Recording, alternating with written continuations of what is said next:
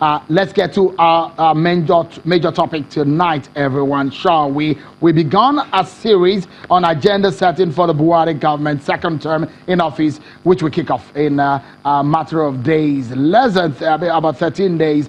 And yesterday, we did say that we will be talking about some of the important things that this government needs to do as they get another term in office. Several issues are on the table, and we know the Buhari team are planning on one hand, but what do Nigerians really want? My panel tonight are already seated. Ken Okolugbo, a former commissioner in Delta State, member of the PDP and a political commentator. And from our Abuja studio is Mr. Oyalowo, a political economist and development expert, a member of the APC. Take a look at this, everyone. This is what we ask you to do. The hashtag what Buhari must do, hashtag second term agenda, and some of your views, send them to us and tweet to us at Channels TV and at CTV Politics. Some of the issues that will be on your mind based on what Buhari and his team said they were going to do in the first time: security, anti-corruption, economy. How would you rate them? Very good, fair, or poor? Let us know your views. And on the second term agenda, they said next level. What is next level? We shall be hearing about it in a matter of minutes. So there is a challenge on the mandate given to Muhammadu Buhari. These are some of the people who are not happy that he won the election. Take a look at what is happening. A lot of people will think that what may be on Buhari's mind, federal cabinet, he said he's going to change it. Second term responsibility, that is huge. Politics of the National Assembly and how all of these internal politics of APC will be played, that's going to be on his mind. The economy, election tribunal, these are some of the issues. We touch on them tonight on the program, and we will make the cut out of all these men that you're seeing on the screen, and over 30 of them who are members of Buhari's cabinet. Well, a lot of issues. These are the contending matter tonight, and we go back to the hashtag what Buhari must do, hashtag second term agenda. Let me begin with Ken Okolugbo. Thank you so much for coming tonight. It's always my pleasure. How would you rate Buhari for a second, for the first time? Looking ahead for the second term, are you confident about this government and the kind of people that are in power, that they are the right people for the job? Well, the thing about it is, it doesn't seem like most of the people that have worked with President Buhari do realize that even though the elections have come and gone, and my parties are the tribunal challenging his victory, that a lot of Nigerians have seen that he did very poorly in terms of the economy. Even in security, that I always give him a pass mark on this studio.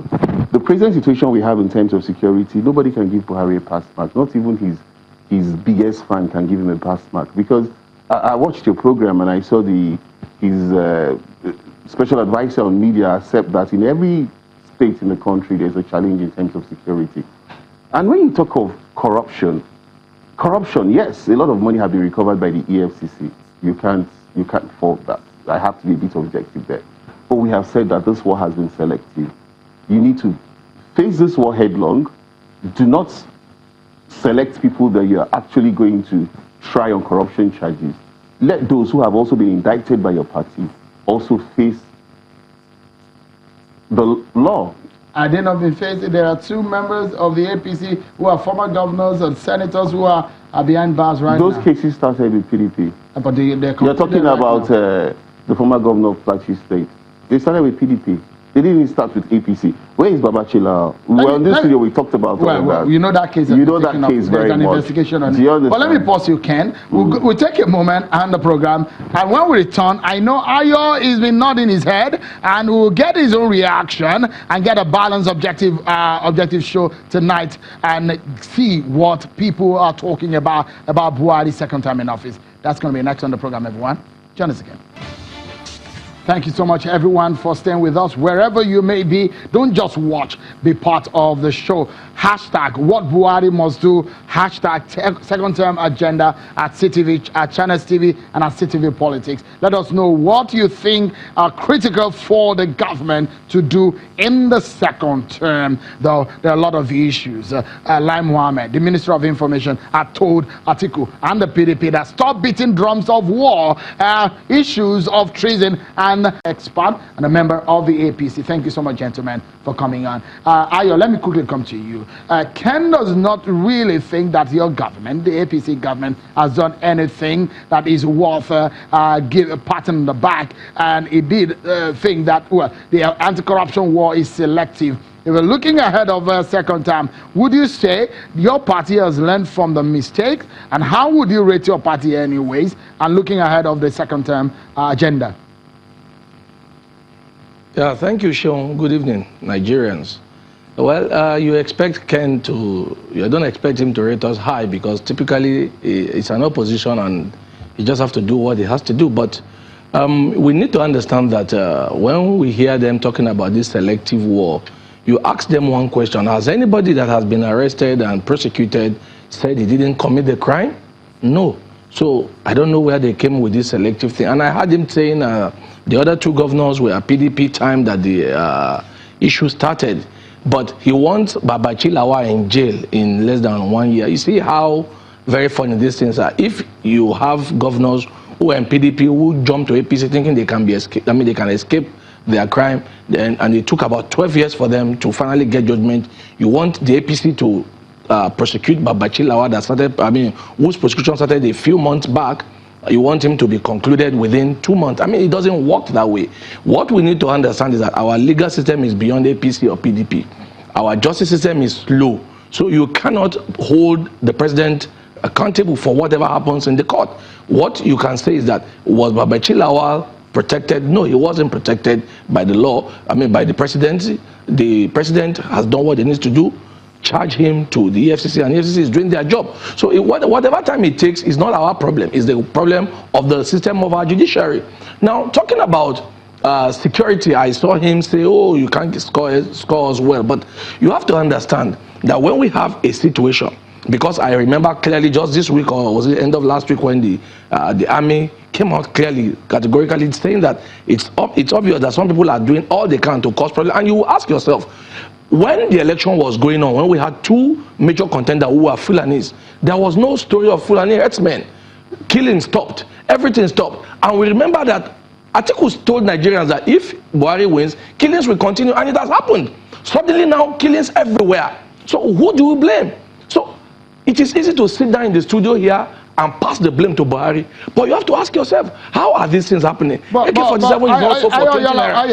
quickly butt in so that we can have a robust conversation. Ken is also here and is looking at you. When the president and your party take on the mantle of leadership, leading the country, I guess they're prepared for the heat in the kitchen. Are you saying that for the second time you should not blame your party or the government for any error that has been made in government? Can we trust your party for these mantle that have been given to them at the polls? Definitely, the APC can be trusted.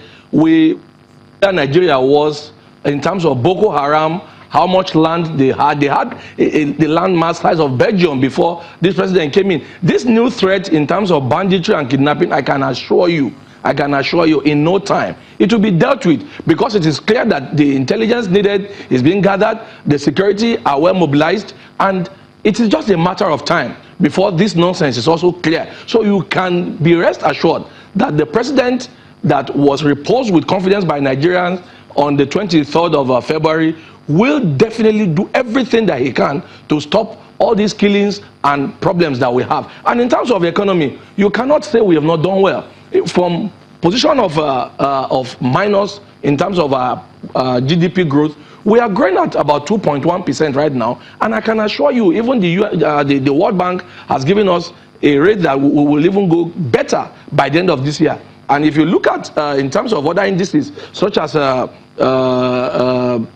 inflation and every other indices you can look at, the economy is gradually picking up, rather than having an economy that is completely import dependent. Let me allow Mr. Okolugbo to come in here at IY_forum, because people are already tweeting and saying, it's a hashtag second term agenda, work on security, economy and employment, be less nepotic. That's what he is saying there. There are a lot of comments here, of course, some which we cannot take because of how they come. Mr. Okolugbo, what is your reaction to what? No, but it's pretty obvious that facts are sacred. Now, the World Bank gave us 2.2% growth. Yes, in 2018, we had 1.8% growth in terms of GDP. But we just know that the inflation rate has just increased from 11.28% to 11.43%. And there is a forecast that the inflation rate is going to increase. And what are we saying here? Once the inflation increases and there is unemployment, the misery index increases. So even the World Bank that had given us 2.2%, like he rightly said, that there was a projection, it's already thinking twice that, look, while we're giving this GDP growth, we already have inflation, a rise in inflation. You see, the truth about it is that let us not try to play politics with the security situation in this country.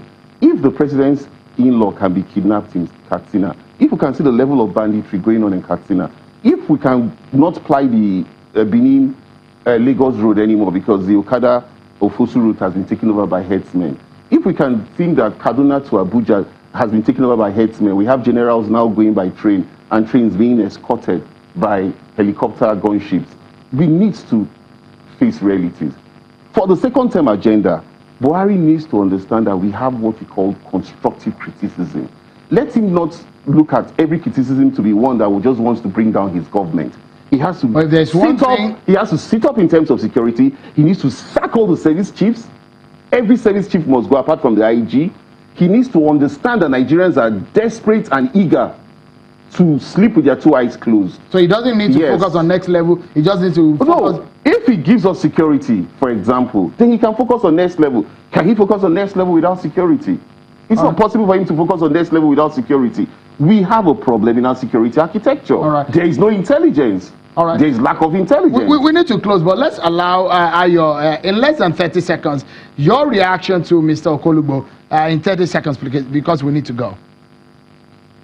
Well, I can't sit down here and tell the president to sack somebody, but I can assure Nigerians that whatever needs to be done in terms of security will be done. And when you talked about misery index, I'm sure the people that the Buhari administration has taken from the misery that the PDP put them into, the Nitel workers that they left for years, the NIPOST workers, the Nigerian Airways workers, and the Nikon workers. So many of them that these people put in misery that this government is taking care of in terms of paying off their backlog of pensions and everything. Those people will not tell you they are in misery. So this government is clearing a lot of mess, and I can assure Nigerians that the next 4 years will be not just to clear the mess. The foundation has been laid. We will see a better government. We will see better economy. All right, we need to go. We are definitely out of time. Oyalowo, political economics and development expert and a member of the APC. Ken Okolugbo, a member of the PDP, former commissioner in Delta State. Thank you so much, gentlemen, for coming on today. That's our show for today. Keep making the conversation on the social media, and we'll get your thoughts on the program. I'm sure Kimali, everyone. Bye-bye.